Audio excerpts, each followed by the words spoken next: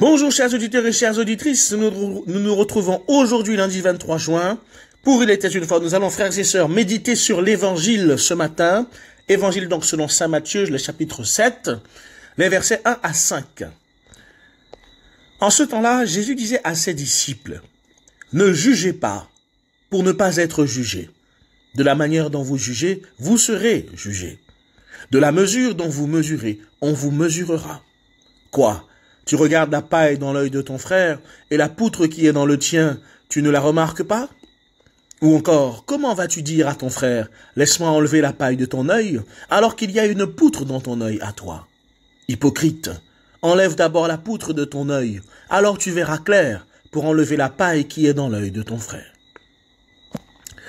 Ne jugez pas et vous ne serez pas jugés. Frères et sœurs, voilà cette grande phrase par laquelle commence cet évangile donc selon saint Matthieu. Mes frères et sœurs, nous savons que le jugement est quelque chose de mauvais, mais concrètement, qu'est-ce que le jugement? Et frères et sœurs, j'ai voulu aujourd'hui prendre le temps de parler de ça parce que j'ai l'impression qu'on ne sait pas toujours ce qu'est un jugement. Parfois, on confond un jugement avec un discernement moral et parfois avec un constat. Oui, les gens vont dire parfois des choses très blessantes et ils vont dire tout de suite après, ah non, mais c'est un constat, c'est un constat, je ne fais que constater. D'autres, par exemple, vont commencer à penser à la place des gens. Est-ce que penser à la place des gens ou faire des suppositions sur quelque chose, c'est déjà commencer à juger ou pas? Eh bien, frères et sœurs, figurez-vous que le jugement était quelque chose sur lequel les pères de l'Église, en fait, ont beaucoup travaillé. Le mot juger vient du grec krinein. Krinein qui veut dire séparer, décider, condamner ou discerner. Vous voyez, séparer, décider, condamner ou discerner. Et dans la Bible, frères et sœurs, juger devient problématique lorsqu'il s'agit de condamner la personne et non de discerner ses actes. Donc, frères et sœurs, vous voyez, le jugement est lorsque la parole que l'on va adresser, eh bien, va viser la personne et non pas l'acte que cette personne va poser. Lorsqu'on va, si vous voulez, assumer quelque chose, plutôt que d'essayer de discerner le fond de l'action. Vous voyez, par exemple, un exemple concret de ce que je dis. Quand quelqu'un est en retard, un constat objectif, c'est de dire, il est en retard. Il est en retard, c'est un constat. Vous observez un fait qui est temporel, il est en retard. Par contre, si vous dites, par exemple, il est toujours en retard, ben là, vous commencez à être dans ce qu'on appelle le soupçon. C'est que vous partez du principe que toute sa vie, ce gars-là est en retard. Vous généralisez le fait qu'il est en retard. Il est toujours en retard. Plus loin encore, par exemple, vous dites, ah ben lui, de toute façon, il est toujours en retard, il ne respecte jamais rien. Il ne respecte jamais les horaires. Là, frères et sœurs, vous êtes dans une interprétation morale. C'est-à-dire que là, vous êtes en train de juger parce que vous êtes dans une condamnation de manière implicite. Il ne respecte jamais rien. Vous partez d'un seul de ces faits, qui est le fait d'arriver en retard, et vous le généralisez en visant cette fois son comportement et son attitude, et donc sa personne. Il ne respecte jamais rien. Pire encore, quand la personne vous dit pourquoi elle était en retard, de toute façon, elle a toujours une excuse. Elle a toujours une excuse pour son retard. Là, frères et sœurs, vous êtes dans le jugement. Pourquoi? Parce que vous réduisez la personne à son péché et implicitement vous la traitez de menteur. Ah, il a toujours une excuse. Il a toujours une bonne excuse. Ce que vous sous-entendez à ce moment-là, c'est que la personne ment. Et qu'elle trouve toujours quelque chose, justement, pour s'en sortir. Donc, vous voyez, le jugement commence dès qu'on passe du comportement de la personne à son identité. Et dans la Bible, frères et sœurs, on va être très scrupuleux de faire la distinction entre un constat, un discernement et un jugement. Vous voyez, le Seigneur nous dira, c'est à ses fruits qu'on reconnaît un arbre, Matthieu chapitre 7, verset 16. Et donc, frères et sœurs, Dieu nous encourage à observer les actes des personnes. Et justement, et à partir de leurs actes, eh bien, à dire quelque chose. Mais c'est pas parce que, frères et sœurs, vous êtes autorisés à observer les actes d'une personne que vous êtes tenus de les réduire à ces actes-là. Donc, vous voyez, le constat, c'est regarder les fruits sans, entre guillemets, supposer quelque chose ou imaginer des choses ou des informations que vous n'avez pas. Le discernement, frères et sœurs, ça va être de séparer le bien du mal. Vous voyez, on va prendre le temps de regarder ce qui est juste chez cette personne-là ou ce qui est injuste chez cette personne-là sans la condamner. Vous voyez, là, on est dans le discernement. Donc, dans le discernement, vous dites objectivement à une personne que elle est souvent en retard, mais que, effectivement, même si elle est tout le temps en retard, ça ne veut pas pour autant dire que c'est une personne irrespectueuse. Vous discernez le bien du mal. Le jugement, frères et sœurs, quant à lui, va vraiment être quand on se place à la place de Dieu. Vous voyez, le Seigneur nous dit, hein, ne jugez pas, vous ne serez pas jugés. Et Saint Jacques, chapitre 4, versets 11 à 12, nous dit, hein, un seul est législateur et juge, celui qui peut sauver et perdre. Mais toi, qui es-tu pour juger le prochain? Donc, vous voyez, frères et sœurs, le problème, comme je vous l'ai dit, n'est pas l'évaluation de l'acte, mais l'usurpation du rôle de Dieu en condamnant l'autre comme irrécupérable. C'est-à-dire que vous partez d'un principe que vous avez vous-même construit pour justement juger une personne. Et ça, frères et sœurs, c'est diabolique. C'est diabolique parce que vous créez, entre guillemets, ou vous vous basez sur des bruits de couloir pour enfermer et accuser quelqu'un. Qui plus est généralement d'ailleurs dans son dos, jamais face à face. Donc, frères et sœurs, vous voyez, Saint Augustin nous dit, hein, il faut aimer le pécheur, mais détester le péché. Le jugement, c'est un manque d'amour, parce qu'on enferme l'autre dans son erreur. Et on l'enferme dedans sans lui laisser de chemin de retour. Quand vous dites, par exemple, je vous le disais, cet homme-là est toujours en retard. Mais quand tu dis qu'il est toujours en retard, ça veut dire que tu le condamnes, en fait, à ça. Et que combien même il arrivera un jour ou 2 jours à l'heure, tu continueras de dire qu'il arrive toujours en retard. C'est-à-dire que, vous voyez, on enferme la personne dans son erreur et dans son péché, sans possibilité de progression, sans possibilité de conversion, sans possibilité d'amélioration. Ça, frères et sœurs, c'est ce que fait le jugement. Vous voyez, dans le jugement, il n'y a pas de pardon. Il n'y a pas de... C'est que tu refuses délibérément d'accepter que cette personne-là, eh ben, elle puisse avoir des problèmes, elle puisse avoir des situations, elle puisse avoir des motifs réels qui justifient son comportement. Or, frères et sœurs, juger quelqu'un, eh ben, c'est le décréter comme irrécupérable.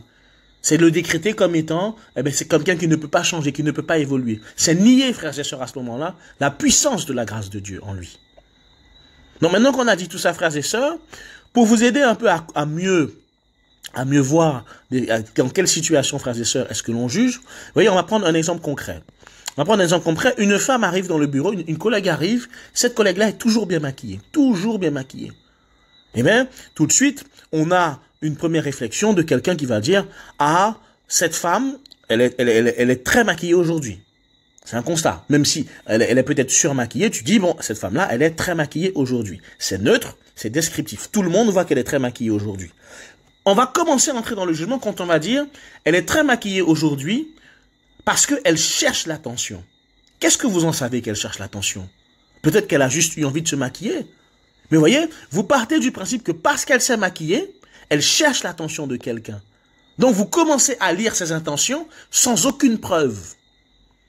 Plus loin encore, là vous tombez dans un jugement pur et dur lorsqu'on va dire par exemple, cette femme-là, c'est une femme superficielle parce qu'elle se maquille beaucoup trop. Vous partez du principe qu'elle est superficielle et vous l'attaquez sur sa dignité juste parce qu'elle se maquille. Vous voyez, là vous n'êtes plus dans un constat. Vous dites, elle est superficielle, elle est aguicheuse. Elle veut se faire remarquer. Vous jugez la personne à partir du simple fait qu'elle se soit maquillée ou trop maquillée. Pire encore, après le jugement, frères et sœurs, c'est la condamnation. Dans la condamnation, ça va être de dire, cette femme n'a aucune pudeur, c'est une fille facile. Parce qu'elle se maquille et qu'elle prend soin d'elle, eh bien, tout de suite, on va dire, ben, cette femme-là, elle n'a pas de pudeur, c'est une fille facile. Donc, on la condamne moralement et justement, on se met à la place de Dieu. Parce qu'on décrète comme ça, de notre propre intuition, que cette femme-là est une femme facile. Sans même savoir, frères et sœurs, quel est les tenants et les aboutissants. Peut-être que cette femme-là s'est maquillée, elle s'est surmaquillée aujourd'hui, parce que bon, ben, elle a un bouton ou quelque chose qu'elle veut cacher. Mais tout de suite, tu vas partir du principe que, vous voyez, un autre exemple, frères et sœurs, pour vous aider à discerner quand est-ce qu'on est dans le jugement, eh bien, quand vous apprenez que quelqu'un a menti. Vous lui dites, votre enfant vous ment, un élève vous ment, un collègue vous ment. Vous dites, il a menti. Quand vous racontez la scène et que vous dites, il a menti, c'est un constat. Vous savez qu'il a menti, et ça, c'est très bien. Quand vous dites, il ment souvent pour se défendre, ça veut dire que là, vous voyez, vous commencez déjà à partir sur une piste qui vous mène, justement, vers la condamnation. Pire, lorsque un jugement concret, pur et dur, ça voudra être, par exemple, de dire à la personne, tu es un menteur. Non, ce n'est pas un menteur. Il a peut-être menti cette fois-là, mais ce n'est pas une raison pour le traiter de menteur. Tu es un menteur. Quand tu dis tu es un menteur, tu le juges. Parce que tu lui colles une étiquette identitaire en te basant sur un seul acte, voilà, où il a menti. Ou même en te basant sur 2, 3, 4, 5 actes sur lesquels il a menti. Tu lui colles une étiquette. Vous voyez? Pire encore, lorsque tu dis, lui, de toute façon, c'est un menteur invétéré, il ment toujours, il changera jamais. Ça, c'est une condamnation. Parce que tu désespères de lui, tu désespères du fait que Dieu peut le sauver, tu désespères que cette personne-là puisse se reprendre en main. Donc, vous voyez, frères et sœurs, il nous faut apprendre à faire la distinction entre la personne et les actes, premièrement. Il nous faut apprendre à ne pas lire les pensées de l'autre. Il nous faut apprendre à ne pas condamner une personne en fonction de ses actes passés. Il nous faut apprendre, frères et sœurs, à laisser une marge de progression aux autres. Et il nous faut apprendre, frères et sœurs, à simplement constater les choses à partir des faits que nous savons, pas des rumeurs, pas des bruits, pas des suppositions. À partir de ce que nous savons de manière concrète et factuelle.